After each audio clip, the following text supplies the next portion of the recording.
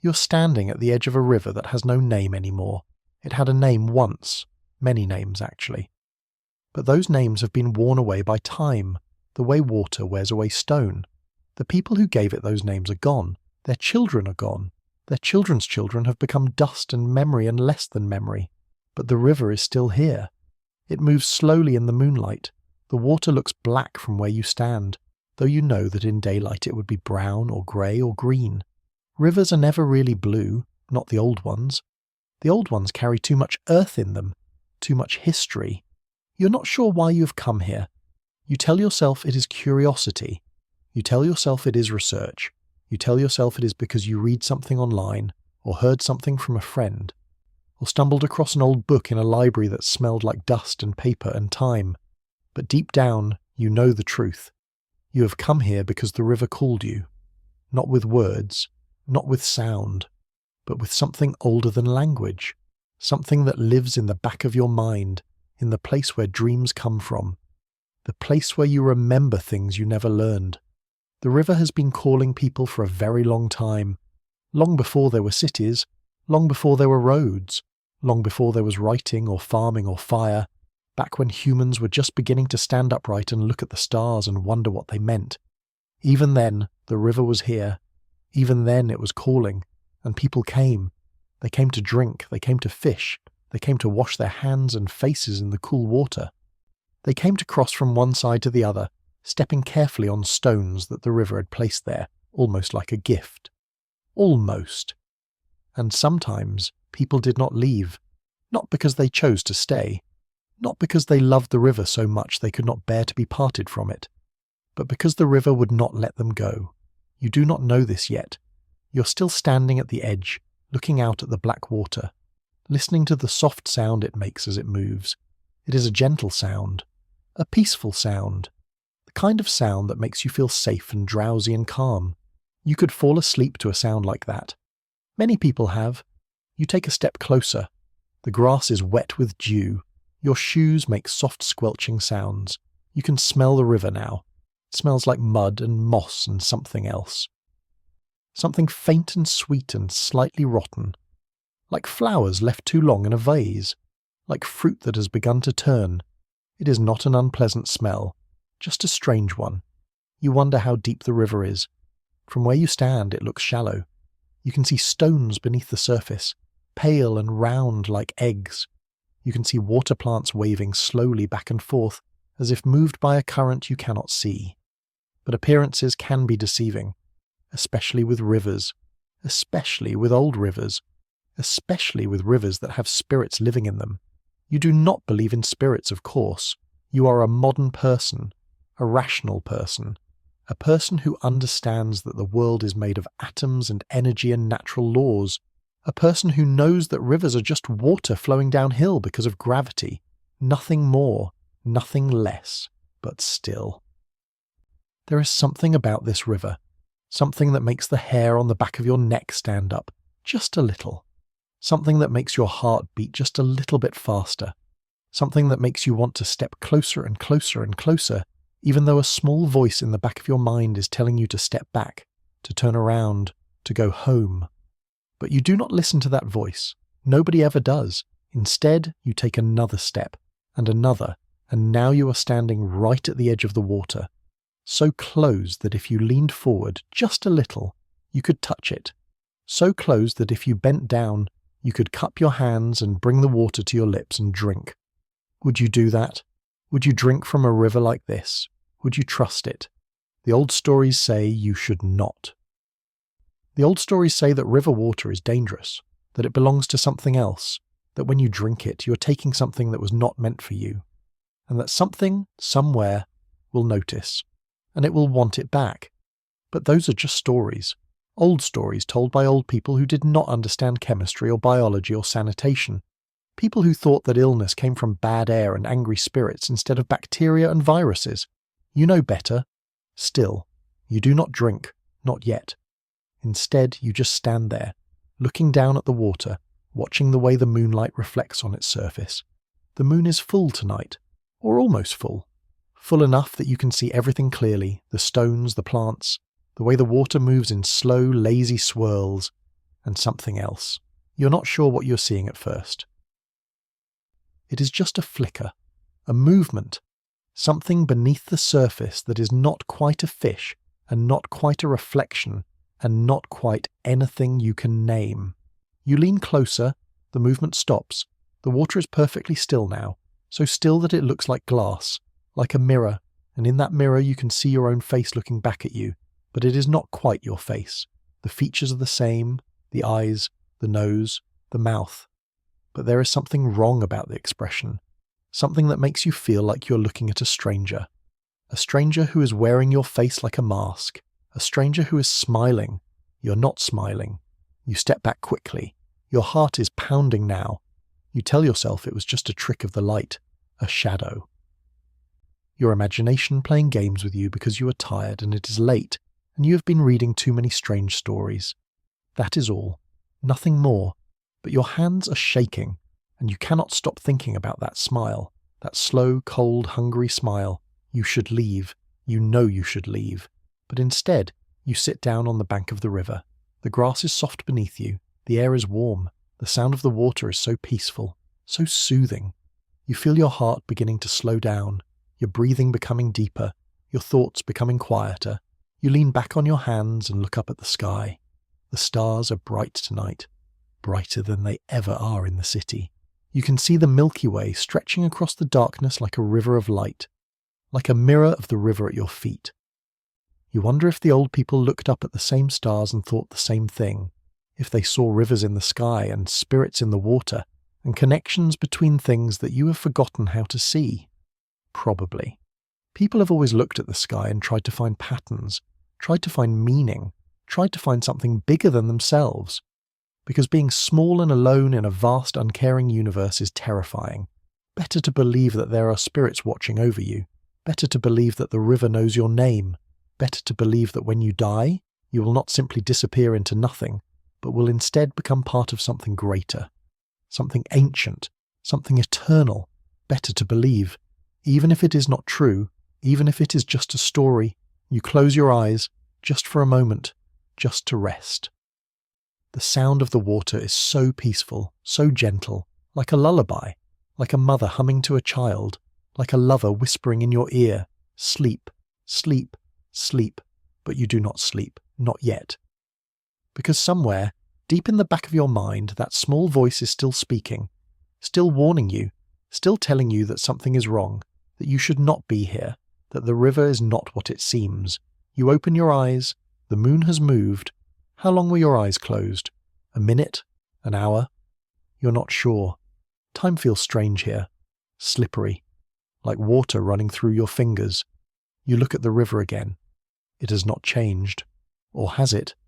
The water seems darker now, thicker, like oil, like blood. No, not blood, just water, just a river, nothing more. You stand up, your legs are stiff, your back is sore. You must have been sitting there longer than you thought, much longer. You turn to leave, but something stops you, a sound, faint at first, so faint you think you might be imagining it. But it grows louder, clearer. It is singing. Someone is singing. A woman's voice. Or maybe a man's, or maybe a child's. It is hard to tell. The voice is high and clear and beautiful and sad. So sad. It makes your chest ache.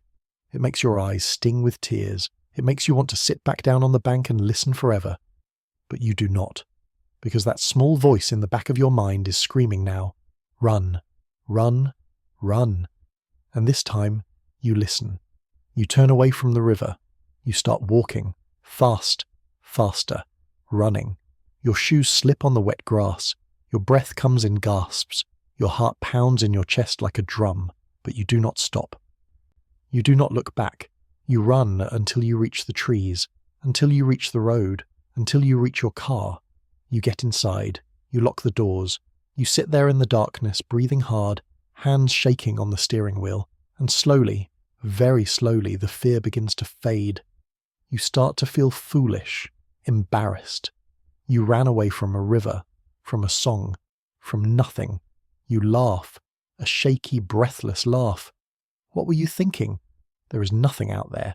no spirits, no danger, just water and moonlight and your own overactive imagination. You turn the key in the ignition, the engine starts, the headlights come on, you put the car in drive and pull away, leaving the river behind. But as you drive, you cannot shake the feeling that something is following you, something patient, something persistent, something that knows your name now, and will not forget it. But that is just your imagination. Of course it is. Nothing more, nothing less. You drive home, you park the car, you go inside, you brush your teeth, you wash your face, you look at yourself in the mirror, and for just a moment, just a fraction of a second, you see that stranger again, the one with your face, the one who is smiling. But when you blink, it is gone. Just you, just your reflection. Nothing more. You go to bed, you close your eyes, you listen to the sounds of the night, the hum of the refrigerator, the tick of the clock, the distant sound of traffic. And underneath it all, so faint you might be imagining it, the sound of water flowing, moving, calling. But you ignore it. You're home now. You're safe. The river is miles away. It cannot reach you here. Can it? No, of course not. You are being ridiculous. You pull the blankets up to your chin. You let your breathing slow. You let your mind drift. And slowly, very slowly, you begin to fall asleep. And as you sleep, you dream. You dream of water, dark water, deep water, water that whispers your name, water that knows secrets you have forgotten, water that has been waiting for you for a very long time. But you do not remember this dream when you wake up. You never do. Nobody ever does. That is the way of things. That is the way it has always been. The river remembers, even when you do not, especially when you do not. Sleep now. Let the sound of water carry you away. Let it wash over your thoughts like a gentle current. Let yourself drift downstream into dreams. The river will still be there in the morning. It is always there, waiting, watching, remembering. But for now, you're safe. For now, you can rest. For now, you can sleep. There is a village that no longer exists. It stood beside a river for 1,000 years, maybe more. The people there lived their entire lives within sight of the water. They were born to the sound of it flowing. They grew up playing on its banks. They fell in love under the willow trees that grew beside it. They grew old listening to its song, and when they died, they were buried in the ground near it, so that even in death they would not be far from the water that had sustained them all their lives. The village had a name once, but like so many old names, it has been forgotten. The people who lived there are gone now. The houses have crumbled. The streets have been reclaimed by grass and weeds and trees. The willow trees still stand, but they are old now, ancient. Their branches hang down into the water like the hair of old women washing their faces in the river. If you were to visit the place where the village stood, you would find very little. Some stones that might have been foundations, some depressions in the earth that might have been cellars, a few scattered pieces of pottery, worn smooth by time and rain. Nothing that would tell you that people once lived there, that children once laughed there, that lovers once walked hand in hand along the riverbank at sunset. But the river would remember. The river always remembers. The village was old when the bargain was made. Old enough that no one living could remember a time when the village had not been there. Old enough that the oldest stories, the ones told by grandmothers to their grandchildren on long winter nights, began with the words, "In the time when our ancestors first came to this place." And in those stories the river was always there, always flowing, always watching, always waiting. The people of the village were not fools. They knew that rivers were dangerous. They taught their children to be careful near the water, to never swim alone, to never go too far from the shore, to never ever go into the water at night. These were the rules. Everyone knew them. Everyone followed them. Most of the time. But accidents happen. Children forget. Adults grow careless. And sometimes, despite all the warnings and all the rules, people drowned. Not often. Once every few years, perhaps. But often enough that everyone in the village knew someone who had been taken by the river. A cousin, a neighbour, a friend. The river was generous most of the time, but it always demanded its due. That was just the way things were, the way things had always been. The river gave life. The river took life. You accepted both. or you went to live somewhere else. And the people of the village had nowhere else to go. This was their home, had been their home for longer than anyone could remember. They belonged to the river, and the river belonged to them. But then came the year of the drought, the summer when the rain did not fall, the season when the crops withered in the fields and the wells ran dry and the river began to shrink. Day by day, the water level dropped. Stones that had been underwater for as long as anyone could remember began to appear. Sandbars formed in places where the river had always been deep. Fish died and rotted in the shallows, filling the air with the smell of decay. The people of the village grew worried, then frightened, then desperate. Without water, they would die. The crops would fail. The animals would die. The people would die. The village would die. Everything they had built, everything their ancestors had built would be lost, turned to dust, blown away by the wind. So they did what people have always done in times of desperation. They turned to the old gods, the old spirits, the old ways. They remembered the stories their grandmothers had told them, stories about the river spirit, the guardian of the water, the keeper of the flow, and they remembered what the stories said you had to do to appease it. You had to make an offering, a sacrifice. Not of animals or food or precious objects. Those things meant nothing to the river. The river wanted something more, something irreplaceable. Something that could feel fear and pain and loss. The river wanted a life.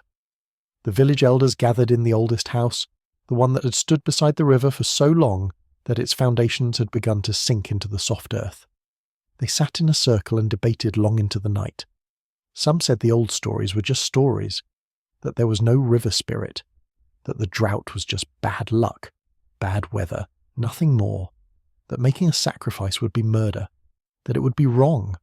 Others said that wrong or not, they had to try something, that they could not just sit and wait to die, that if there was even a chance that the old ways would work, they had to take it. Because what was one life compared to the whole village? What was one death compared to the deaths of everyone? And in the end, desperation won, as it always does. The elders agreed. They would make the sacrifice. They would give the river what it wanted. They would offer it a life, and in return, they would beg it to send the rain, to fill the wells, to make the crops grow again, to save the village. But who would they choose? Who would die so that others could live? The elders debated this too. Some said it should be one of the old, someone who had already lived a full life, someone who would die soon anyway. It seemed kinder that way, more merciful. But others said no. If the sacrifice was to mean something, it had to cost them something. It had to hurt. Otherwise the river would not accept it. So they decided to draw lots. Every person in the village, from the oldest to the youngest, would put their name in a bowl. And when the moon rose full over the river, they would draw a name. And whoever's name was drawn would be taken to the river and given to the water, and held beneath the surface until the struggling stopped, until the bubbles stopped rising, until the river had taken what it was owed.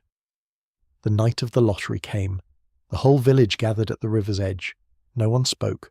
No one made a sound.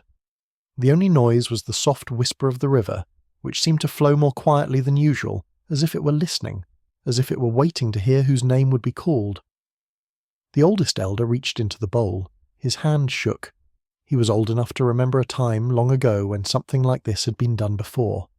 Back when he was a child. Back when there had been another drought. Another desperate time.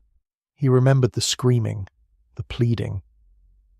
The way the chosen one had fought and begged and cried. He remembered the silence that had followed, the guilt that had hung over the village like a fog for months afterward. But he also remembered that the rain had come. 3 days after the sacrifice, the sky had darkened and the rain had fallen. The wells had filled, the crops had been saved, the village had survived, and everyone had agreed in whispers that it had been worth it, that the old ways had worked, that the river spirit had been appeased. So he pushed aside his doubts and his guilt and his fear, and he drew a name from the bowl, and he read it aloud in a voice that shook only a little. It was a child's name, a girl of 7 years, the daughter of the blacksmith and his wife, a bright child, a happy child. A child who loved to wade in the shallows of the river on hot summer days, splashing and laughing and catching minnows in her cupped hands. A child who had her whole life ahead of her. The mother screamed. The father lunged forward, trying to reach the elders, trying to snatch the piece of paper from the old man's hand, as if destroying it would change what it said. But the other men held him back. They had to. They had all agreed to this. All accepted the terms. The lottery was fair, random. No one had been spared. Everyone's name had been in the bowl. This was just bad luck. Terrible, horrible luck. But luck nonetheless. The girl did not understand at first. She looked around at all the serious faces, at her mother who was sobbing, at her father who was held back by 4 strong men, tears streaming down his face. She did not understand why everyone was so sad, why her name being called was such a terrible thing. But she understood when they took her to the river, when they waded in, holding her small hand, when the water rose to her knees, then her waist, then her chest. She understood when they placed their hands on her shoulders, when they pushed her down, when the water closed over her head. She struggled. Of course she struggled.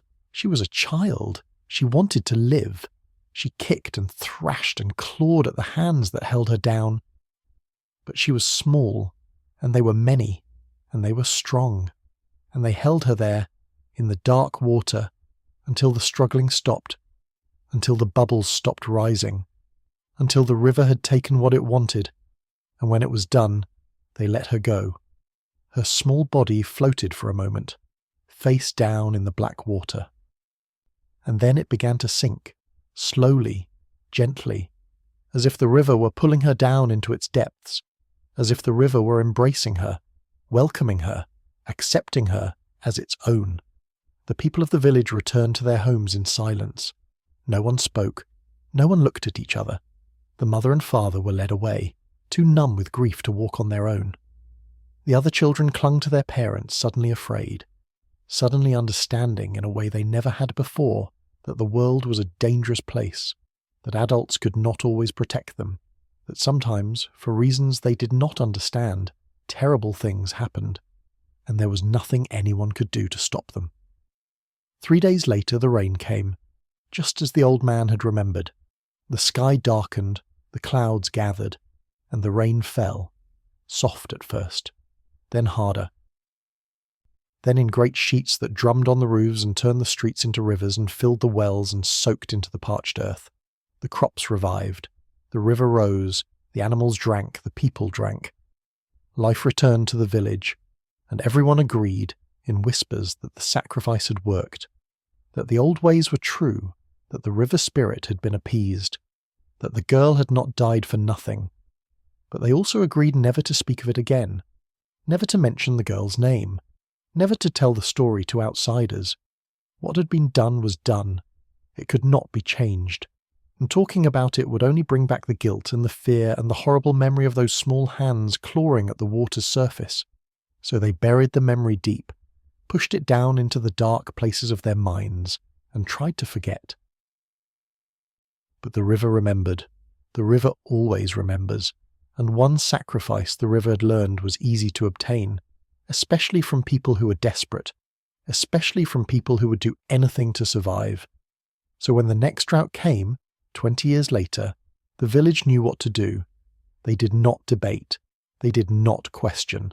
They simply gathered at the river's edge, put everyone's names in a bowl, and drew lots. And another life was given to the water, and the rain came, and the village survived. And when the drought came again, 30 years after that, they did it again. And again the rain came, and again the village survived. It became a tradition, a ritual, a dark secret that was passed down from one generation to the next. Once in a generation, perhaps. Twice, if they were unlucky, the river would demand its due. And the village would pay. But traditions have a way of changing over time, of growing, of becoming more than they were. After a few generations, the village elders began to wonder, if one sacrifice brought rain during a drought, what would regular sacrifices bring? What if they did not wait for disaster? What if they gave the river what it wanted before it had to ask? So they began to make the sacrifice every year, whether there was a drought or not, whether the crops were failing or not. Every year, on the night of the full moon in midsummer, the village gathered at the river. Every year a name was drawn. Every year a life was given to the water. And the village prospered. The rains came regularly, the crops were abundant, the fish were plentiful, the animals were healthy, the people thrived, the village grew larger, wealthier, more successful than any of the villages around it. People from other places would visit and wonder at their good fortune. How do you do it, they would ask. How is it that your crops never fail, that your wells never run dry, that your people are always so healthy and happy? And the villagers would smile and say it was good soil, good water, good luck.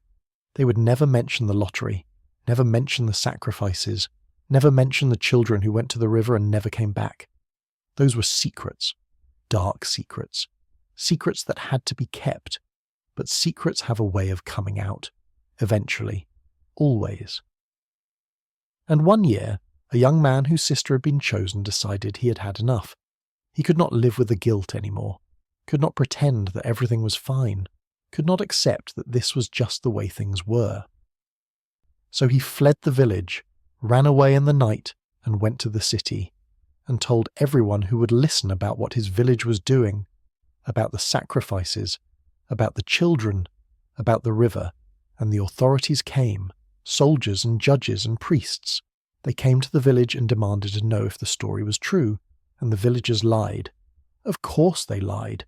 They said the young man was mad, disturbed, that he had made up the whole thing, that they would never do such a thing, that they were good people, God-fearing people, law-abiding people.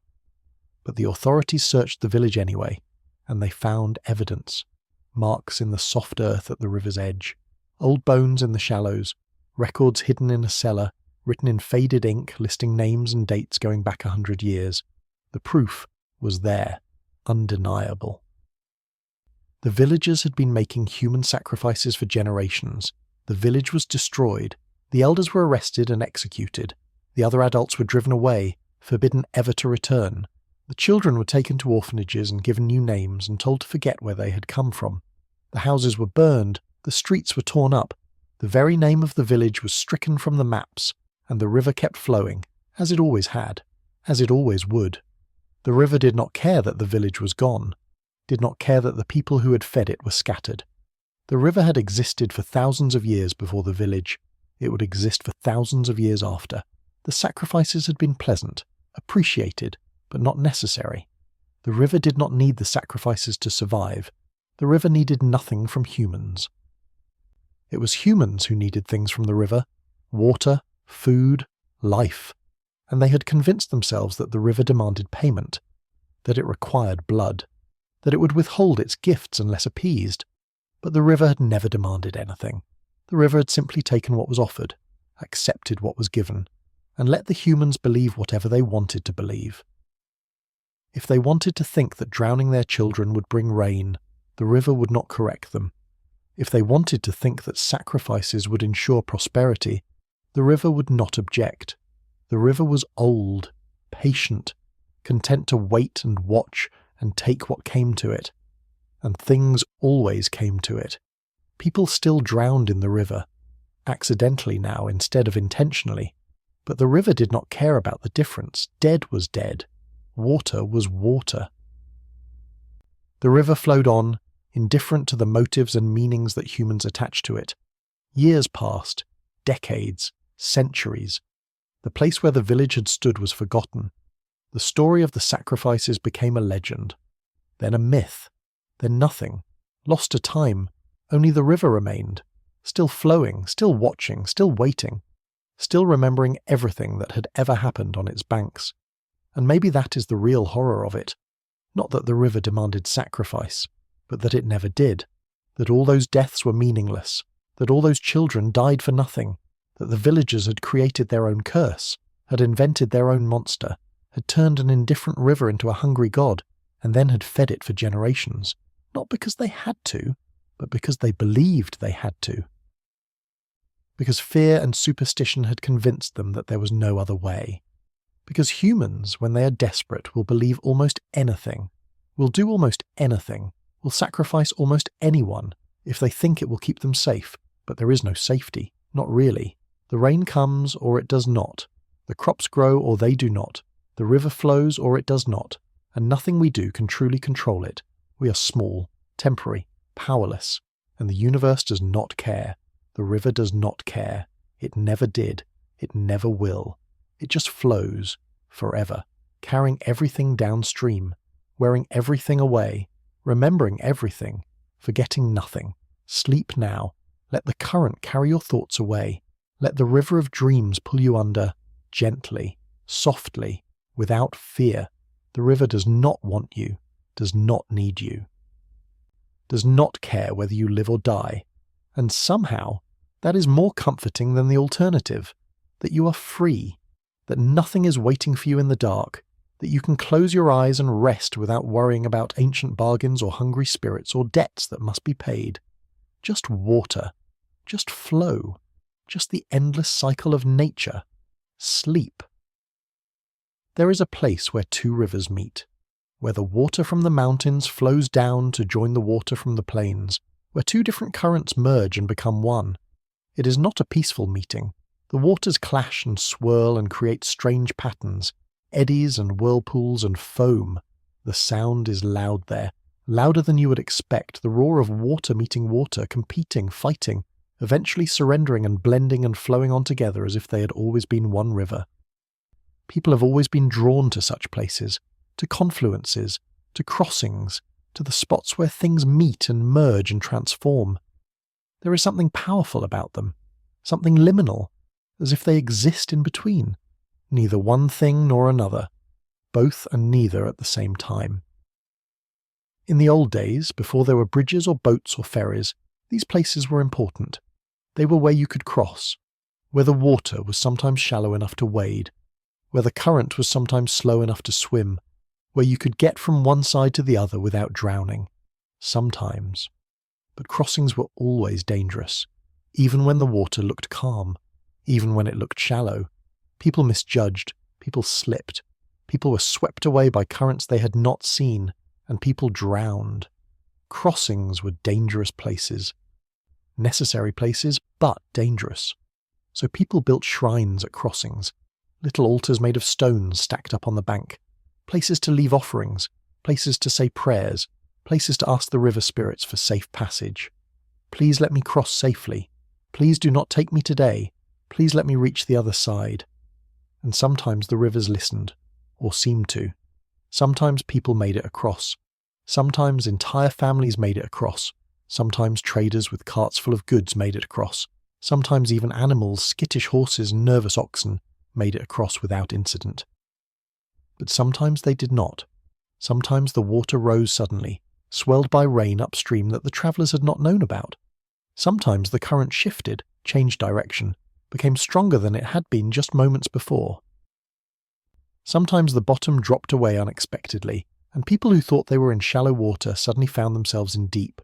Sometimes people crossed successfully 100 times, and then, on the 101st time, they drowned. The river was unpredictable, moody, dangerous, and people never knew, when they approached a crossing, whether today would be the day the river took them, whether today would be the day they became another cautionary tale, another warning, another reason to be careful, another name whispered when people talked about the crossing. Remember him, remember her, remember what happened. Be careful, always be careful. The river is not your friend. There was one crossing that was more dangerous than all the others. It was at the place where two rivers met, where the mountain water collided with the plain water, where the current swirled and churned and created chaos. It was the worst place to cross, but it was also the only place to cross for miles in either direction. So people had to use it.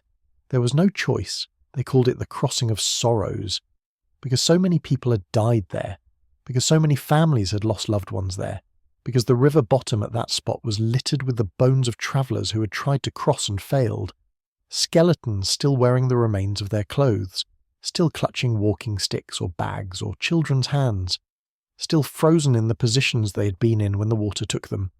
The local people knew to avoid the Crossing of Sorrows if they could. They knew to go miles out of their way to find a safer place to cross. They knew to wait for days if necessary, waiting for the water level to drop, waiting for the current to slow, waiting for conditions to improve. They knew that the Crossing of Sorrows was not worth the risk. But travellers did not know. Strangers did not know. People passing through the area for the first time did not know. They would see the crossing and think it looked manageable. They would see other people's footprints in the mud on the bank and assume that meant it was safe.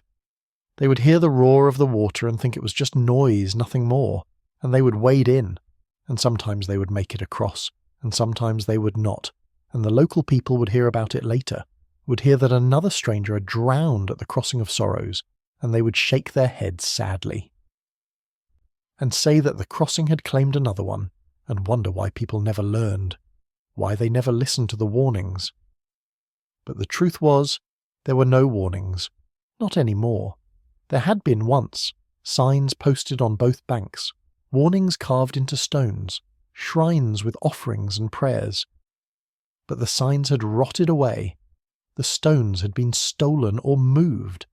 The shrines had been destroyed by floods, and no one had bothered to replace them, because the local people did not use the crossing, and they assumed everyone else knew better too. So travellers kept dying, year after year, decade after decade. The Crossing of the Sorrows earned its name over and over again, and the river kept taking, and the bones kept accumulating on the bottom, and the local people kept shaking their heads, and nothing changed, until the ferry. One day, an old man appeared at the crossing. No one knew where he had come from. He simply arrived, as if he had always been there. He had a small boat, a simple ferry, just big enough to carry a few people or a small cart, and he offered to take travellers across for a price. The price was not unreasonable, a few coins, some food, whatever the travellers could spare, and in return he would row them safely across the swirling waters. He would navigate the currents that had drowned so many others. He would deliver them safely to the other bank, guaranteed. The travellers were grateful. Of course they were. Here was someone who knew the crossing, someone who understood the river, someone who could help them avoid the fate that had claimed so many before them. They paid gladly. They climbed into his boat. They sat quietly while he rowed. And they arrived safely on the other side, every time, without fail. The old ferryman never made a mistake, never lost a passenger, never even came close to capsizing. He knew exactly where to row, exactly how to angle the boat, exactly when to pull hard and when to let the current do the work. He knew the river, understood it. Perhaps even spoke to it, some people said, because his success rate was too perfect, too consistent. No one was that good, no one was that lucky, unless they had help, unless they had made a deal. The local people were suspicious at first. Who was this old man? Where had he come from? How did he know the river so well? But they could not argue with results. Travellers stopped drowning at the Crossing of Sorrows. The death toll dropped to 0. The crossing became safe, or at least safer. As safe as it could be with someone like the ferryman helping. Years passed. The ferryman aged, or seemed to. It was hard to tell. He had looked old when he arrived. He looked old still, but he never seemed to get any older. His hair remained the same shade of grey. His face remained the same, deeply lined and weathered. His hands remained strong and steady on the oars. He never grew weaker, never grew slower, never made mistakes, and people began to wonder. How old was he really? How long had he been ferrying people across? Some of the oldest locals could not remember a time when he had not been there, could not recall him actually arriving. He had just always been there at the crossing with his boat, offering safe passage for a price. The price changed over time. At first, it had been coins or food or goods. Simple payment for simple service. But gradually the ferryman began asking for other things, strange things. A lock of hair, a fingernail, a story, a secret, a memory. Things that had no obvious value but that the ferryman seemed to prize, and people paid, because what was a lock of hair compared to your life?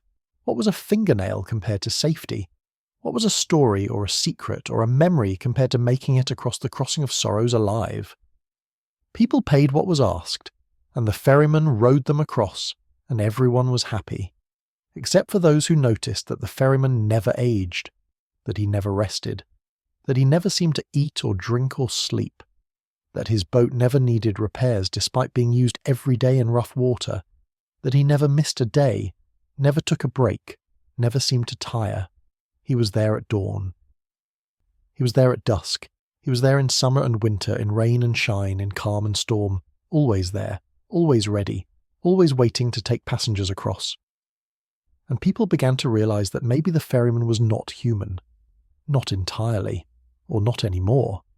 That maybe he was something else, something that had been human once, perhaps long ago, but had changed, had become part of the river, part of the crossing, part of the ancient bargain that governed these places, because crossings always have guardians, or so the old stories say, spirits that live in the liminal places, in the in-between spots, at the boundaries where one thing becomes another, and these spirits help travellers, for a price, always for a price.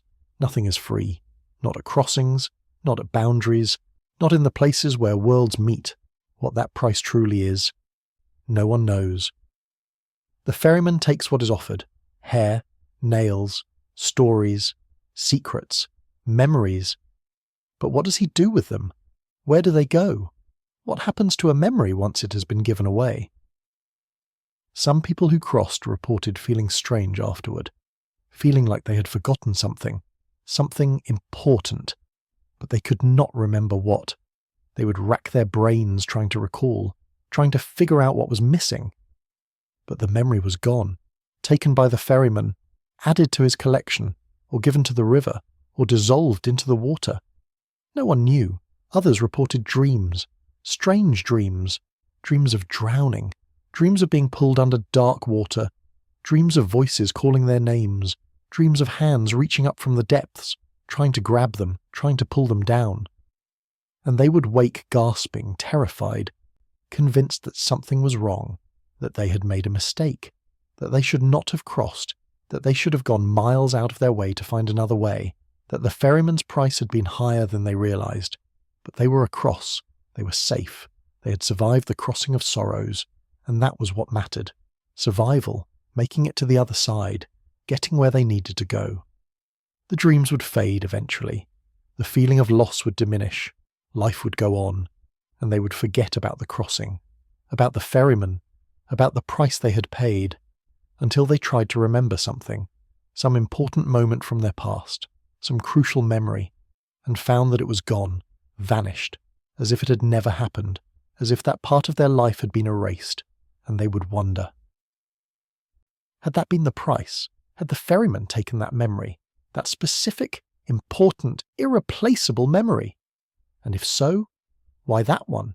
Why not some trivial thing? Why not something meaningless? But of course, the ferryman would never take something meaningless. That would defeat the purpose. The price had to cost something, had to hurt, had to matter. Otherwise it was not really payment, just an empty gesture. And spirits, the old stories say, do not accept empty gestures. They want real sacrifice, real loss, real pain. So the ferryman takes memories, important ones, cherished ones, first kisses, last words, the face of a loved one, the sound of a mother's voice, the feeling of coming home, the memories that make you who you are, the memories that define you. Those are the ones he takes. Those are the ones he values. Those are the ones he uses to pay the river for allowing the crossing, because the river allows nothing for free. The river is ancient, powerful, jealous. It does not like being crossed. It does not like being used. It does not like humans treating it as an obstacle instead of a force of nature. So it demands payment from everyone who crosses, from everyone who dares to go from one bank to the other without being swept away. And the ferryman is the collector, the intermediary, the one who takes payment on the river's behalf. He has been doing it for longer than anyone knows, perhaps for centuries, perhaps for millennia, perhaps since the first human ever tried to cross the first river. Perhaps he has always been there, always ferrying, always collecting, always paying the river its due, and he will be there forever. As long as there are rivers, as long as there are crossings, as long as there are people who need to get from one side to the other, the ferryman will be there, with his boat, with his steady hands, with his unchanging face, offering safe passage for a price, always for a price, and people will pay, because they have to, because the alternative is trying to cross on their own, and drowning, and becoming another skeleton on the bottom of the river, another warning, Another name whispered at the crossing of sorrows. Better to pay the ferryman. Better to lose a memory. Better to forget something important. Better that than losing everything. Better a partial life than no life at all. That is what people tell themselves, that is what they believe, and so they pay, and they cross, and they continue on their journeys, not quite whole anymore. Not quite themselves, but alive, breathing, moving forward, and the river accepts the payment, accepts the memories, accepts the pieces of human lives that the ferryman offers, and allows the crossing, one more time, for now. But the river never forgets. The river remembers everything, every person who has crossed, every person who has paid, every memory that has been given. The river holds them all, treasures them, keeps them safe in its depths, where they swirl and mix with all the other memories, all the other lives, all the other pieces of humanity that the river has collected over the endless years. And maybe that is what the river really wants. Not death, not sacrifice, not blood or bones or bodies, but stories, memories, the essence of human experience, the things that make us human, the things that make us individuals. The river wants to know what it is like to be human, to have memories, to have a finite life, to have things that matter, and so it takes those things, through the ferryman, through the crossing, through the ancient bargain that was made so long ago that no one remembers the terms. The river takes a little piece of everyone who crosses and adds it to itself, and becomes richer, more complex, more full of human experience, and we become less, a little less whole, a little less ourselves, every time we cross, every time we pay the price, every time we give the ferryman what he asks for. But we survive, we make it to the other side, we continue our journeys, and most of us never even notice what we have lost, never realize that a piece of us stayed behind, dissolved into the water, became part of the river, forever, sleep now. Let the current rock you gently, let the river carry you downstream, let yourself float in the dark water of dreams. You have crossed successfully, you have paid the price, you're on the other side now, safe, whole, or whole enough, missing only the things you cannot remember losing, and what you cannot remember does not hurt, does it? Close your eyes, drift, flow. The ferryman has done his job, the crossing is complete, you can rest now, you can sleep. The river has taken its due, and you're free to go, for now, until the next crossing, until the next river, until the next time you need to get from one side to the other. But that is tomorrow's problem. Tonight, you sleep. Tonight, you rest. Tonight, you are safe. The river is behind you. The crossing is over. You have survived. That is enough. That has to be enough. Sleep. In the desert, water is life. This is not a metaphor, this is not poetry, this is simple, literal truth. Without water, nothing survives. The plants die, the animals die, the people die. Water is everything. Water is the difference between life and death, between staying and leaving, between hope and despair. So in the desert, people watch the sky constantly, looking for clouds, praying for rain, hoping that this will be the day the drought breaks, that this will be the season the rains come, that this will be the year they do not have to leave, that this will be the time they are saved. But rain is rare in the desert. That is what makes it a desert. The lack of water, the endless dry seasons, the years between rains, and when the rain does come, it comes violently, all at once, too much too fast. The dry earth cannot absorb it quickly enough. The water runs off in sheets, in floods, in torrents. It carves new channels through the sand. It fills the dry riverbeds in minutes. It transforms the landscape from dust to mud to temporary paradise in hours, and then it stops, and the water drains away, and the sun comes back, and the desert returns to being a desert, dry, hot, merciless, until the next rain, whenever that might be, months, years, sometimes decades. So desert people are very good at storing water, at rationing water, at using every drop carefully, at planning ahead, at preparing for the long dry times. They dig wells deep into the earth. They build cisterns to catch and hold rainwater. They know where the hidden springs are. They know which plants store water in their roots. They know how to survive with very little. But knowledge can only take you so far. Planning can only prepare you for so much. And sometimes, despite everything, the water runs out. The wells go dry, the cisterns empty, the springs stop flowing, and then there is nothing left to do but pray, or move, or die. Most people move. They pack up what they can carry, they abandon what they cannot. They leave their homes, their villages, their ancestral lands. They walk across the desert toward places where they have heard there is water, where they hope there is water, where there must be water, because the alternative is too terrible to consider.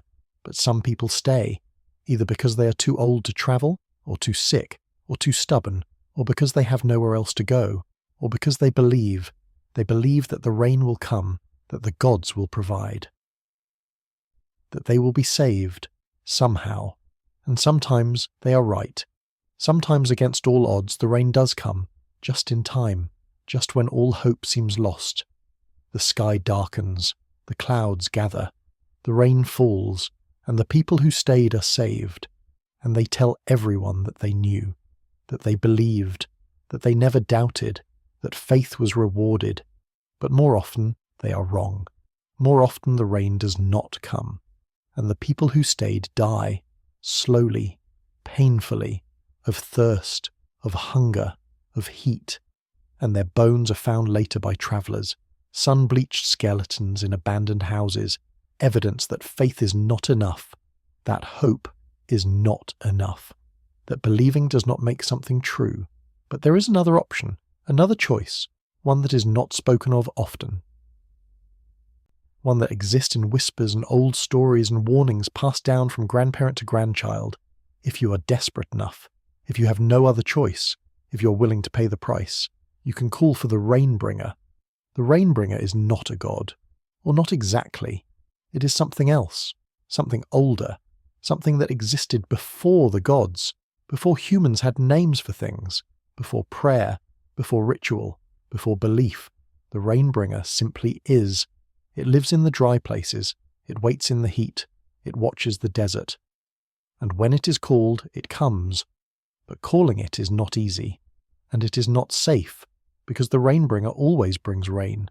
That is what it does. That is its nature, its purpose, its function. When you call the Rainbringer, the rain will come, guaranteed, without fail. But the Rainbringer does not distinguish between good rain and bad rain, between gentle rain and violent rain, between life-giving rain and destructive rain. It simply brings rain, and you cannot control how much, or how long it lasts, or how hard it falls. You call the Rainbringer, and the rain comes, and you have to accept whatever comes with it. Sometimes it is a gentle rain, a soft, steady rain that soaks into the ground, that fills the wells, that makes the plants grow, that saves the people and animals. That is a blessing, a gift, exactly what was needed. And people rejoice, and thank the Rainbringer, and promise to remember, to tell the story, to teach their children about the time they were saved. But sometimes it is a terrible rain, a violent rain, a rain that falls so hard and so fast that it does not soak in. That runs off in floods, that tears through villages, that sweeps away houses, that drowns people and animals, that destroys everything it touches, and then stops, leaving behind only mud and ruin and death, and people curse the Rainbringer, and say they should never have called it, and regret their desperation, and wish they had just accepted their fate. Better to die of thirst than to drown, better to fade away slowly than to be destroyed suddenly, better to die with dignity than to be swept away like debris. But regret comes too late. The Rainbringer does not take back what it has given, does not undo what has been done, does not apologize or explain or care. It brings rain, that is all, and once called, it cannot be uncalled. So the warnings say never to call the Rainbringer unless you are absolutely desperate, unless there is no other option, unless you are willing to accept whatever comes, because rain will come. Oh yes, rain will come. But whether it saves you or kills you is beyond your control. It is a gamble, a terrible gamble, and the stakes are everything you have, everything you are, everything you love. There was a village once, deep in the desert, that learned this lesson the hard way. The drought had lasted 3 years. 3 long, terrible years without a drop of rain. The wells had run dry 2 years ago. The last cistern had emptied 6 months ago. The people had been surviving on water from a single spring, a tiny trickle that barely provided enough for drinking, certainly not enough for washing, not enough for crops, not enough for animals, just barely enough to keep the people alive. And then the spring started to dry up. The trickle became a drip, the drip became nothing, and the people knew they were facing death. All of them, the entire village. They had no water left, no reserves, no hidden sources, nothing. They were going to die. Some people wanted to leave immediately, to start walking toward the nearest settlement, days away across the desert. Maybe they would make it, maybe they would not, but at least they would die trying. At least they would have a chance. Others wanted to stay. They were too weak to travel, too old, too young. They could not make the journey. They would die on the first day. Better to die at home. Better to die in their own beds. Better to die where they had lived their whole lives. And a few people wanted to call the Rainbringer. It was their only hope, they said, their only chance. Yes, it was dangerous. Yes, it was a risk. But they were going to die anyway. What did they have to lose? At least this way there was a possibility of survival. At least this way there was hope. The village elders debated, they argued, they prayed, they consulted the old books, the old stories, the old warnings, and in the end, desperation won, as it always does. They would call the Rainbringer, they would take the risk, they would roll the dice, and hope that the gods, or fate, or luck would be kind. The ritual for calling the Rainbringer is simple. Almost too simple. You just walk out into the desert at dawn. You stand facing the rising sun, you close your eyes, and you say, out loud, with conviction, with sincerity, with absolute belief, I call the Rainbringer, I call the clouds, I call the storm, I call the rain. Come to me, come to us, come now, and then you wait. You stand there, eyes closed until the sun is fully risen, until the heat begins to build, until sweat runs down your face, until your legs ache, until you're not sure you can stand any longer. And then you open your eyes and look at the sky, and if the ritual worked, if the Rainbringer heard you, if it chose to answer, then the sky will have changed. Clouds will be forming where there were none before. Darkness will be spreading across the blue, and you will know, the Rainbringer is coming, the rain is coming. For better or worse, the rain is coming. The village elder performed the ritual. She was the oldest, the wisest, the most respected. If anyone could call the Rainbringer and make it listen, it was her. So at dawn she walked out into the desert. She stood facing the rising sun. She closed her eyes, and she called. Her voice was strong, clear, firm. She did not waver, did not doubt, did not hesitate. She called the Rainbringer with every ounce of will she possessed. With every bit of desperation and hope and fear. She called it with her whole heart, her whole soul, her whole being. And then she waited. She stood there as the sun rose, as the heat increased, as her legs began to shake. She stood there longer than she thought she could, longer than seemed possible. Until finally, when she thought she might collapse, she opened her eyes, and the sky had changed. Where there had been endless blue, now there were clouds. Dark clouds, thick clouds, clouds that covered the entire sky from horizon to horizon, clouds that blocked the sun, clouds that turned noon into twilight. The Rainbringer had heard. The Rainbringer was coming. The rain was coming. The village elder walked back to the village as quickly as her shaking legs would carry her. She told everyone what she had seen, and the village erupted in cheers, in tears, in prayers of thanksgiving. The rain was coming. They were saved. They were going to live. The Rainbringer had answered. All would be well. But the elder did not join in the celebration. She stood apart, looking at the sky, watching the clouds, and a terrible fear was growing in her heart. Because the clouds were not stopping. They were not slowing.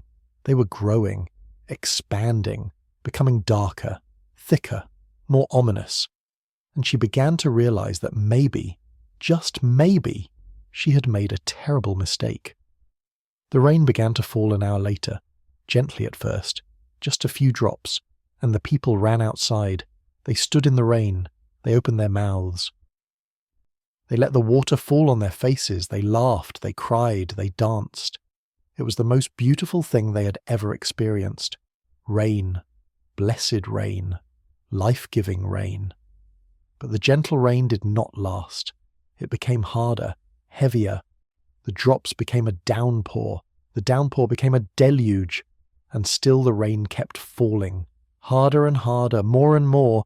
The dry earth could not absorb it fast enough. Puddles formed, streams formed, rivers formed. Where minutes ago there had been dust, now there was water. Ankle deep, knee deep, waist deep. The people retreated into their houses. They were no longer celebrating. They were frightened. This was too much rain, too much water, too fast. The houses were flooding. The streets were flooding. The entire village was flooding. And still the rain kept falling, harder and harder. Showing no sign of stopping, the elder knew then that she had doomed them all. The Rainbringer did not do gentle, did not do measured, did not do appropriate. The Rainbringer brought rain, all the rain, all at once. All the rain that should have fallen over 3 years was falling now, in hours, in minutes, all at once. People tried to flee, to run to higher ground, but there was no higher ground. The village was in a depression. Surrounded by low hills, the water was coming from all directions, flowing down the hills, rising from below. There was nowhere to go, nowhere to escape. They were trapped. The elder watched from the roof of the tallest building, watched as the water rose, watched as houses collapsed, watched as people were swept away, watched as the village she had lived in her entire life, that her parents and grandparents had lived in, that generations had built and maintained and loved, was destroyed in front of her eyes, and she understood.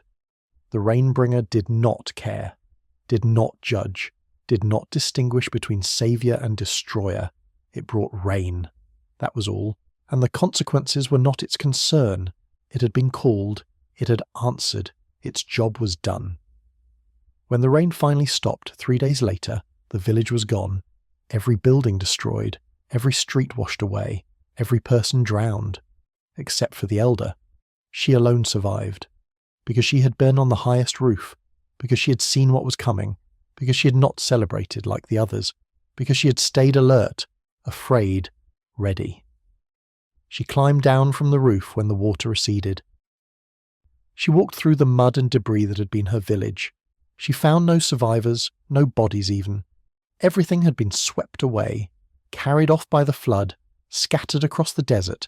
There was nothing left, nothing but mud and ruin and her own guilt. She left the village. What else could she do? There was nothing to stay for, nothing to rebuild, no one to help. She was alone, the sole survivor, the one who had called the Rainbringer, the one who had doomed them all.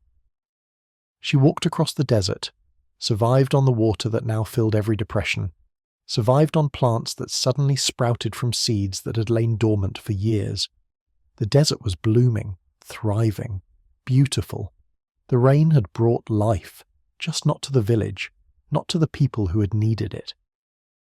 She eventually reached another settlement. She told them what had happened, warned them never to call the Rainbringer, told them that drought was better than flood, that death by thirst was kinder than death by drowning, that some things should not be called, should not be disturbed, should not be asked for help. And the people listened. They remembered. They passed the story down to their children and grandchildren. The warning about the Rainbringer, the lesson about desperation, the knowledge that some solutions are worse than the problems they solve. But people forget. People always forget. Time passes. Generations die. The warnings become stories. The stories become myths. The myths become vague memories. And eventually, in another village, in another desert, in another drought, someone else will become desperate, will remember hearing something about a Rainbringer. Will think, what do I have to lose? Will walk into the desert at dawn, will call the clouds, will call the storm, will call the rain, and the rain will come. Oh yes, the rain will come, just as it always has, just as it always will. The Rainbringer always answers, the Rainbringer always delivers, the Rainbringer brings rain. That is what it does. That is all it does. and whether that rain is a blessing or a curse is not for the rainbringer to decide. It just brings the rain, and the people deal with the consequences, as they always have, as they always will. Sleep now. Let the sound of gentle rain wash over you. Not the terrible rain, not the flood, but the soft, steady rain that soaks in slowly, the rain that gives life, the rain that is enough, not too much, not too little, just right, just enough, that rain. Let it fall gently in your dreams, let it water the dry places in your heart, let it bring life to the barren spaces in your mind. Gentle rain, steady rain, safe rain, sleep. Not all water moves, not all water flows. Some water sits, waits, gathers, becomes still, becomes deep, becomes mysterious. Pools and ponds and lakes, water that reflects the sky instead of rushing toward the sea. Water that holds secrets instead of washing them away. Water that remembers instead of forgetting. Still water is different from flowing water. It has a different character, a different mood, a different spirit. Rivers are about movement, about change, about the relentless push forward. But still water is about patience, about depth, about silence, about what lies beneath the surface hidden in the dark. People are drawn to still water. Maybe even more than flowing water, because still water is like a mirror. You can see yourself in it. You can see the sky in it. You can see what is above, but you cannot see what is below, what is hidden in the depths. And that mystery is compelling, fascinating, sometimes frightening. Every village has a pool, or a pond, or a lake, a place where water collects and sits, where it becomes deep and still and dark. And every village has stories about that water, about what lives in it, about what happens to people who swim there, about the things that have been pulled from its depths, about the things that have disappeared into them, because still water is hungry, or seems to be. It takes things. Things that fall into it tend to sink, to disappear, to be swallowed up by the depths. And once something sinks into still water, it is often never seen again. The bottom is too deep, too dark, too muddy. Things that sink stay sunk. Things that are taken stay taken. So people are careful around still water, respectful, cautious. They do not swim in deep pools, or if they do not swim alone. They do not swim at night.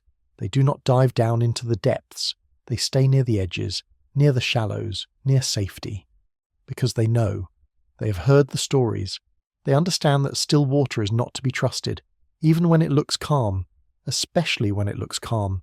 There was a pool in a forest, a deep pool fed by an underground spring. The water was crystal clear near the surface. You could see down several feet. Could see fish swimming lazily in the sunlight. Could see rocks on the bottom, rounded and smooth. It looked safe. It looked inviting. It looked perfect for swimming on a hot summer day. But below that clear upper layer the water turned dark, opaque. You could not see more than a few feet down, could not see the bottom, could not see what was in the depths. The pool was said to be bottomless. No one had ever found the bottom, no one had ever dived deep enough, or if they had not come back up to tell about it. The local people avoided the pool. They called it the drowning pool. Not because people drowned there regularly, but because people who swam there had a tendency to disappear. Not always, not even often, but sometimes. Often enough that everyone knew someone who had lost a friend or relative to the pool. Often enough that parents warned their children never to swim there, never even to go there, to find other places to cool off in summer. To stay away from the drowning pool, but of course children never listen. Warnings make things more interesting, more tempting, more desirable. Forbidden places become attractive precisely because they are forbidden. So every few years a group of children or teenagers would decide to go to the pool, to see what all the fuss was about, to prove that they were not afraid, to show that they were brave, to swim in the forbidden water, and usually nothing happened. They would swim, they would splash, they would dare each other to dive, they would float on their backs and look up at the sky through the tree branches. They would have a wonderful time, and then they would go home, and nothing bad would happen, and they would think that the stories were just stories, that the warnings were just attempts to control them, that there was nothing to fear. But sometimes something did happen. Someone would dive down into the dark water and not come back up, The others would wait and begin to worry and dive down to look for their friend. But they could not see anything in the dark, could not find anything, could not even tell how deep the water went. It just got darker and darker the farther down they went, until they had to surface, to breathe, to survive, and their friend would be gone, vanished, taken by the pool, never seen again. No body would be found, no evidence would surface, nothing would float up from the depths. It was as if the person had simply ceased to exist, as if the pool had swallowed them whole, as if they had never been there at all, and the survivors would have to go back to the village. Have to tell the parents what happened, have to explain why they had gone to the drowning pool despite all the warnings, have to live with the guilt and grief and knowledge that their friend was gone, that they would never know what happened, that the pool had taken someone else, that the count had gone up by one. The village would mourn, would search the pool, would drag it with nets and ropes, would send down divers to try to find the body, but they never did. The pool never gave up what it took. The depths kept their secrets, and eventually the village would give up, would accept the loss, would add another name to the list of people taken by the drowning pool, and the warnings would be repeated and reinforced, and maybe for a while children would listen, would stay away, would find other places to swim, but time would pass. Memory would fade, and eventually another group of children would decide to go to the pool, to see for themselves, to test the warnings, and the cycle would repeat. Because the pool was always there, always waiting, always patient, always hungry, or so it seemed. In reality, the pool was just a pool, just water, just a deep hole in the ground filled with liquid. It had no consciousness, no intention, no hunger. It was just water doing what water does, sitting, waiting, taking whatever fell into it or dove into it, holding it in its depths. But the appearance of hunger was enough. The pattern was enough. The regular losses were enough to make people believe that the pool was more than just water, that it was alive, that it wanted things, that it took things deliberately, that it had a spirit, a dark spirit, a hungry spirit. A spirit that demanded tribute, even if that tribute was given accidentally, even if that tribute was given by foolish children who did not listen to warnings. The truth was probably simpler. The pool was deep, very deep, fed by an underground spring that came from some vast aquifer far below. The water was cold, even in summer, even at the surface, but especially in the depths. Cold water makes muscles cramp, makes breathing difficult, makes swimming hard, and the darkness makes it easy to get disoriented, to lose track of which way is up, to panic. So people who dove into the depths sometimes got stuck, sometimes got trapped, sometimes could not make it back to the surface in time. They would sink to the bottom, their bodies would settle into the mud, would be covered over time, would disappear, would become part of the pool. Part of its secrets, part of its mystery, that was probably the truth. Probably. But people prefer stories about spirits and hunger and ancient evil, because those stories give meaning to the deaths, make them part of something larger, something that has always been, something that will always be, instead of just accidents, just tragedies, just bad luck and poor judgment and the cruel indifference of nature.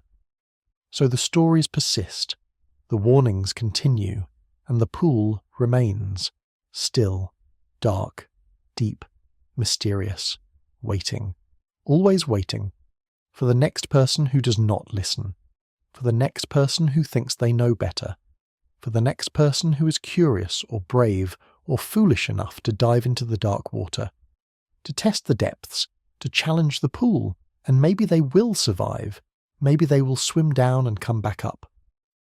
Maybe they will be fine, maybe they will add their voice to those who say the pool is just a pool. That the stories are exaggerated, that there is nothing to fear, or maybe they will not come back up. Maybe they will become another name on the list, another warning, another story, another reason to stay away from the drowning pool, another piece of evidence that still water is more dangerous than it looks, that some places should not be explored, that some depths should not be tested, that some mysteries should remain mysteries. Because maybe the pool does have a spirit, maybe it is alive, maybe it does want something, maybe all those years of people believing it is alive have made it alive, have given it consciousness, have created something out of nothing through sheer force of collective belief. Or maybe not. maybe it is just water. Just a pool, just a hole in the ground, and the deaths are just accidents, and the stories are just stories, and there is nothing supernatural about it at all. But either way, the result is the same. The pool takes people, has always taken people, will always take people, as long as there are people curious enough or brave enough or foolish enough to dive into its dark waters. The pool will be there, waiting, patient, silent, still, sleep now. But not in the pool, sleep in shallow water, safe water, water you can see the bottom of, water that is warm and clear and inviting, water that gives without taking, water that holds you gently instead of pulling you down. Sleep in that water, dream in that water, rest in that water. You are safe there. You are welcome there. Nothing will take you there. Nothing will pull you down. Nothing will hold you under. You can float, you can drift, you can let go, and you will be safe. Always safe. In the shallow water, in the clear water, in the water that means you no harm. Let your breathing slow. Let your body relax. Let yourself sink gently into sleep, not into dark depths, not into cold water, but into warm, safe rest, into peaceful dreams, into the kind of sleep that refreshes instead of drowns, that holds instead of takes, that gives instead of demands. The still pool is far away. Its darkness cannot reach you here. Its depth cannot call to you. Its secrets are not your concern. You are here. You are now. You are safe. And that is all that matters. Sleep. There are places where water makes sounds, not the normal sounds of flowing or dripping or splashing, but other sounds, sounds that seem almost like words, almost like voices, almost like someone speaking. People have heard these sounds for as long as there have been people to hear them, and people have wondered, what is the water saying? Who is speaking? And why?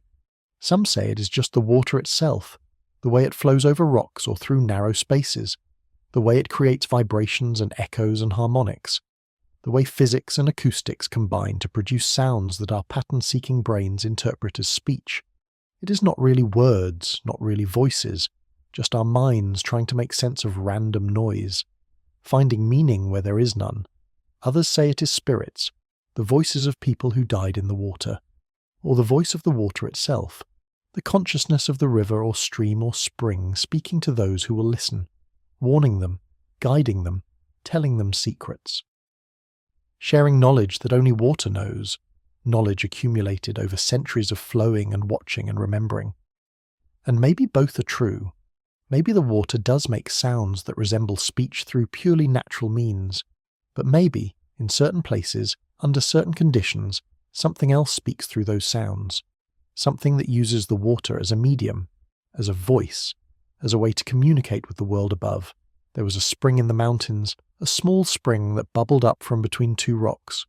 The water was cold and clear and delicious, the best water anyone had ever tasted. People would travel for miles just to drink from this spring, to fill their containers, to bring the water home. It was special water, everyone agreed. Water that tasted like the mountains themselves, like snow and stone and sky. But the spring was also strange, because as it flowed, it made sounds, bubbling, gurgling sounds, yes, but also other sounds, sounds that seemed to form patterns, sounds that seemed almost like words. If you sat by the spring and listened carefully, you could almost make out what it was saying. Almost.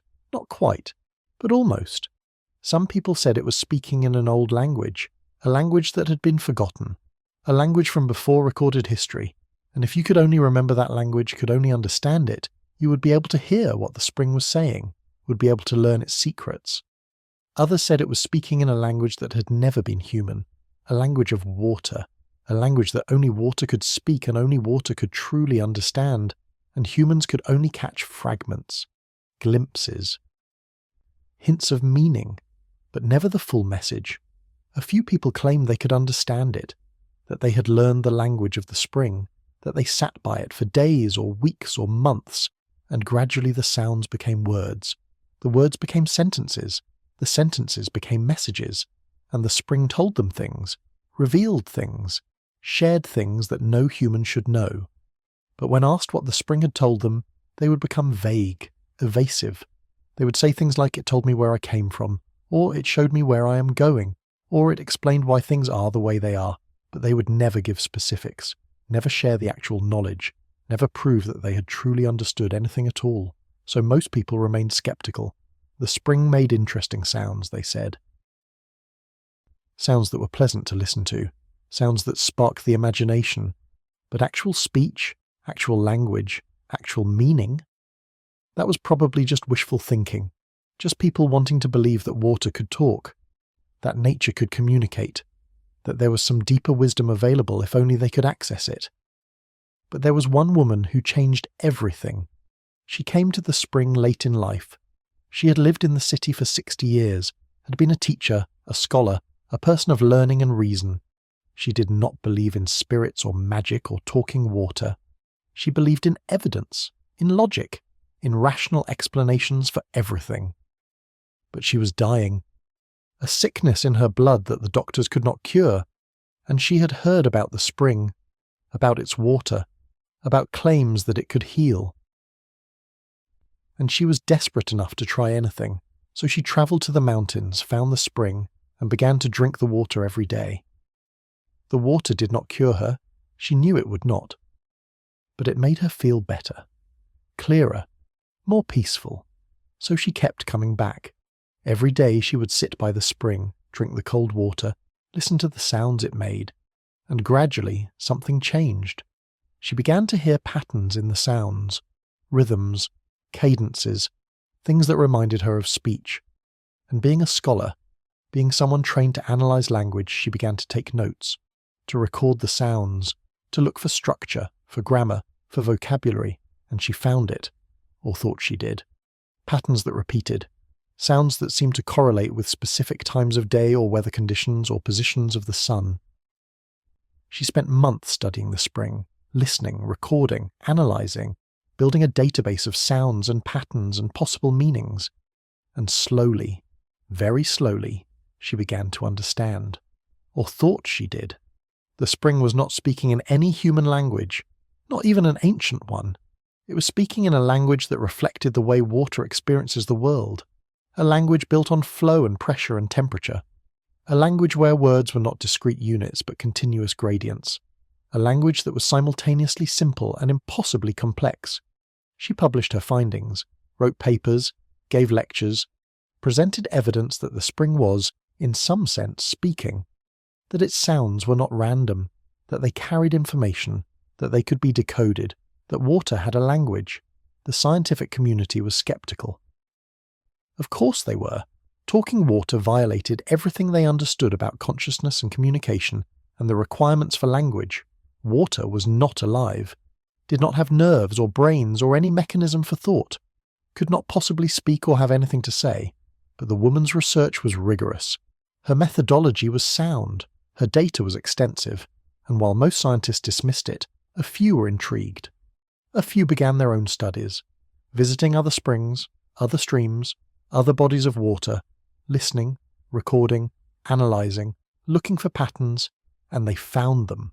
Not everywhere, not in all water, but in specific places, usually old springs, or specific sections of old rivers, or certain wells, places where water had been flowing for a very long time, for centuries or millennia, places where the water had, perhaps, accumulated something, experience, memory, awareness.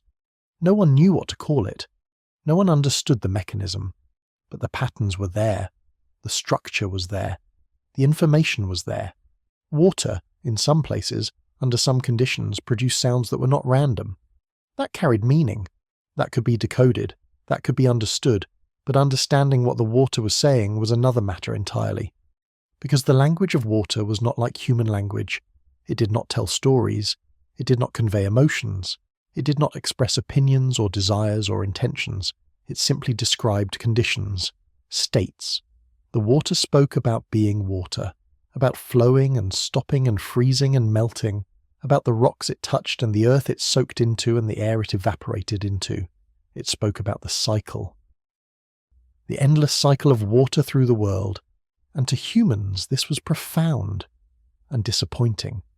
Profound because it meant that water was, in some sense, aware, that it experienced existence, that it had some form of consciousness, however alien and incomprehensible, but disappointing because it had nothing useful to say, no secrets to share, no wisdom to impart, just an endless description of what it was like to be water. The woman who had started it all continued her work until she died.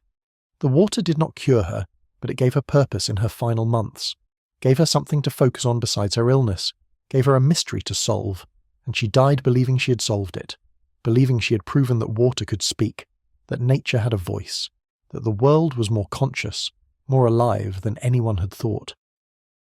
After her death, interest in her work faded. The scientists who had been intrigued moved on to other projects. The springs were still there, still making their sounds, still speaking their incomprehensible language. But fewer people were listening. Fewer people cared. The discovery that water could speak, if it was a discovery at all, changed nothing. Water still flowed, springs still bubbled, and the world went on as it always had. But some people still visit the spring in the mountains, still sit beside it, still listen to its sounds, and some of them swear they can hear words, can understand messages, can learn secrets from the water, and maybe they can. Or maybe they are just hearing what they want to hear, finding patterns that are not really there, convincing themselves that they are special, that they are chosen, that they alone can understand what the water is saying. It does not really matter which is true. What matters is that they are listening, paying attention, sitting quietly by the water instead of rushing past, being present instead of distracted. And maybe that is the real gift of the spring, not that it speaks, but that it makes people stop and listen, that it creates space for silence and attention and contemplation, that it reminds people that there are mysteries in the world, things they do not understand, things that cannot be easily explained. And in that space of not knowing, of mystery, of wonder, people find something valuable. Not answers, perhaps, but questions. Better questions. Deeper questions. Questions about consciousness and awareness and what it means to be alive. Questions about whether the world is made of dead matter or living spirit. Questions about whether understanding requires words, or if there are other ways of knowing, other ways of communicating, other ways of being in relationship with the world. The spring continues to bubble, continues to speak its incomprehensible language, continues to offer its cold, clear water to anyone who comes seeking, and whether it is truly conscious or simply appears to be, whether it is truly speaking or simply making sounds that resemble speech, whether it has wisdom to share or simply exists, none of that changes what it offers: a place to rest, a place to listen, a place to wonder, a place to be reminded that the world is stranger and more beautiful and more mysterious than we usually remember. Sleep now, listen to the sound of water in your dreams. Not trying to understand it, not trying to decode it, just listening, just being present, just letting the sounds wash over you like waves, like rain, like the endless flow of water through the world. Let it speak whatever language it speaks. Let it say whatever it is saying. Let it be what it is. And let yourself be what you are, a listener, a witness, a temporary visitor to the world of water. Sleep, listen, dream, rest. There will come a time when rivers are gone, not today, not tomorrow, not in your lifetime or your children's lifetimes, but eventually, far in the future, when the world has changed, when the climate has shifted, when the rain no longer falls or falls in different places, when the glaciers that feed the rivers have melted completely, when the underground aquifers have been drained. When humanity has used all the water or ruined all the water or simply outlasted the water, there will be a last river, somewhere, flowing alone in a world that has become too hot or too dry or too changed for rivers to exist. And that last river will carry all the memories of all the rivers that came before it, all the stories, all the spirits, all the consciousness that water accumulated over millions of years of flowing through the world. And then one day that last river will stop flowing, will dry up, will become nothing but empty channel, a memory, a ghost, and water as we know it will be gone from the surface of the world, locked away underground or frozen at the poles or evaporated into the atmosphere, but no longer flowing, no longer forming rivers and streams and the arteries of the planet. This is not science fiction. This is not impossible. We have seen it happen on other worlds. Mars had rivers once. We can see the channels they carved, the deltas they formed, the evidence of flowing water. But the rivers are gone now, have been gone for billions of years. The water is gone, frozen or evaporated or locked away in the soil. Mars is a dead world now, a dry world, a world without water. Earth could become Mars. Given enough time, given enough change, given enough pressure, the water could go away, the rivers could stop flowing, the last spring could dry up, and humans would have to adapt or die, would have to find new ways to survive, or would have to leave, find another world, another planet, another place where water still flows. But before that happens, before the last river dies, there will be a time of ending. A time when people will visit rivers not to use them but to remember them, to say goodbye, to pay respects to something that is passing from the world, something that has always been there but will not always be there, something that is dying. And people will tell stories about rivers, will try to remember what they were like, what they meant, what they provided. Will try to preserve the memory of flowing water for generations who will never see it, who will never hear it, who will never stand beside it and feel its power and its peace. They will tell about how rivers gave life, provided food and water and transportation, shaped the land, created valleys and canyons and deltas, made civilizations possible, made agriculture possible, made everything humans built and achieved possible, because water is life. Water is everything. And without water, without rivers, humanity would never have existed. They will tell about the beauty of rivers, the way they caught the light, the way they sounded, the way they smelled, the way they made you feel when you stood beside them, the peace, the power, the sense of something ancient and eternal and larger than yourself, the way rivers connected you to something beyond yourself, to nature, to the planet, to time itself. They will tell about the spirits of rivers, the beliefs and stories and warnings that surrounded them, the sense that rivers were alive, were conscious, were aware, had intentions and desires and moods, the way people approached rivers with respect and caution and reverence, the way they made offerings and said prayers and followed rules, the way they treated rivers as sacred, as holy, as deserving of worship. And future generations will listen to these stories and try to understand. Try to imagine what it was like to live in a world with rivers, a world where water flowed freely on the surface, where you could stand beside it and listen to it and drink from it, where it shaped everything, defined everything, made everything possible. But they will not truly understand, cannot truly understand, because they will have grown up in a world without rivers, a world where water is precious, rationed, controlled, recycled, where every drop is accounted for, where waste is unthinkable, where the idea of water flowing freely, unused, unmanaged, will seem wasteful, foolish, impossible. They will think of rivers the way we think of dinosaurs, as something that existed once but is gone now. Something we can study and learn about and try to recreate in our imaginations, but something we will never see, never experience, never truly know, and that loss will be profound, even if they do not realize it, even if they have adapted to a world without rivers, even if they have found other ways to survive.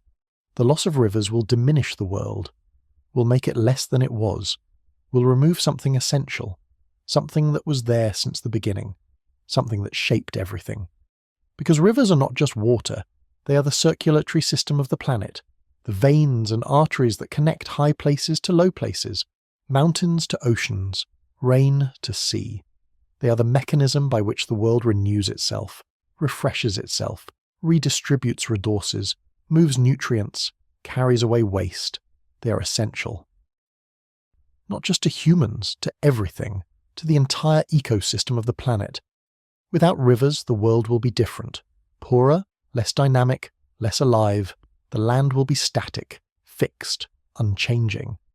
Without the constant erosion and deposition and transformation that rivers provide, without the constant renewal, the constant change, the constant flow, and that stagnation will affect everything. Plants will be different, animals will be different, the very air will be different, because rivers affect weather, affect climate, affect the distribution of moisture in the atmosphere. Without rivers, the climate will change, will become more extreme, more hostile, less hospitable to life. But long before that, long before the last river dies, long before the world becomes unrecognizable, there will be a time when we could still save the rivers. Still preserve them, still protect them, still ensure that they continue to flow for future generations. That time is now, or soon, while there is still time, while the rivers are still here, still flowing, still giving life. We could choose to protect them, to manage them wisely, to use them sustainably, to treat them as the precious resource they are, to recognize their value, not just to humans, but to the planet, to life itself. Or we could continue as we are, taking water without thought of the future, polluting rivers without concern for consequences, building dams and diversions and drainage systems that interrupt the natural flow, treating rivers as resources to be exploited rather than systems to be protected. And if we choose the latter, if we continue to take and take and take without giving back, then the rivers will die. Slowly, one by one, the small streams first, then the tributaries, then the main channels, until finally the last river will dry up, will become nothing, and the world will be diminished, forever. But that future is not inevitable, not yet. We still have time, still have choices, still have the ability to change course, to protect the rivers, to preserve them, to ensure that they continue to flow, not just for us, but for all the generations to come, for all the life that depends on them, for the planet itself. The rivers are still here, still flowing, still singing their ancient songs, still carrying water from the mountains to the sea, still giving life, still providing, still enduring, and they will continue, as long as we let them, as long as we protect them, as long as we remember that they are not ours to destroy. They are older than us, will outlast us if we let them. So listen to the rivers while you still can. Visit them, appreciate them, thank them, remember them, and then do what you can to protect them, to preserve them, to ensure that they continue to flow. Not just for your lifetime, but forever, or as close to forever as humans can manage. Because a world without rivers is a world diminished, a world less alive, a world less beautiful, a world less itself. And we have the power to prevent that future, to choose a different path, to protect what is precious, to preserve what is essential, to save the rivers, before it is too late, before the last river dies, before the water stops flowing, before the songs fall silent, before the spirits depart, before the world becomes dry and dead and silent. The rivers are calling. Can you hear them? They are speaking in their language of flow and current and endless movement. They are telling you that they are important, that they matter, that they deserve to be protected, that they need your help. Will you listen? Will you act? Will you choose to save the rivers, or will you let them die? It is your choice, your generation's choice, perhaps the last generation that will have this choice, because if the rivers die on your watch, they may never come back. The loss may be permanent, irreversible, final. Choose wisely, choose well, choose life, choose flow, choose rivers, while there is still time, while they are still here, while the water still moves, while the songs still sound, while the spirits still dwell, while the world is still alive with the sound of flowing water. Sleep now and dream of rivers, rivers that flow forever, rivers that never die, rivers that continue to give life and beauty and meaning to the world, rivers that your children and grandchildren and great-grandchildren will be able to visit and appreciate and love, rivers that will outlast us all, rivers that will continue long after we are gone, rivers that will flow forever. That is the dream. That is the hope. That is what we are fighting for. A future with rivers, a world with water, a planet that is alive. Sleep now and dream that dream, and then wake up and make it real. The rivers are waiting. The rivers are calling. The rivers need you. Will you answer? Sleep, dream, hope, act. Save the rivers. Before it is too late. Before the last river dies. Before the water stops flowing. Sleep now. The rivers are singing you to sleep. Listen to their songs. Remember their beauty. Protect their future, sleep, and dream of water.